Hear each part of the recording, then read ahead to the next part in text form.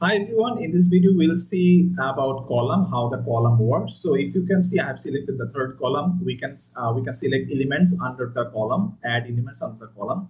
Then we have the setup section, font size. We control the fonts. Tag, we can name the tag with different tag to the column as well. Alignment, overflow, hidden, the basic settings of all elements, the Z index and the background. Then we have a different section only with column and I think with div, like width of the column, then minimum width of the column, then max width of the column. This is a very useful section for designing with Cornerstone. And then we have the design part. We have flex in here. This is another section that column especially has. We will see the flex, deep dive with flex, with div and columns and other settings we have with flex in a different video. Then we have padding, border radius, and particles. Particles video also coming.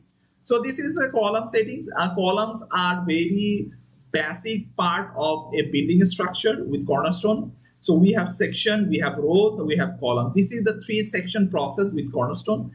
I hope you check out all the videos and understand the settings. In a longer videos where I will build website, we'll see the utilization of the process. Thank you.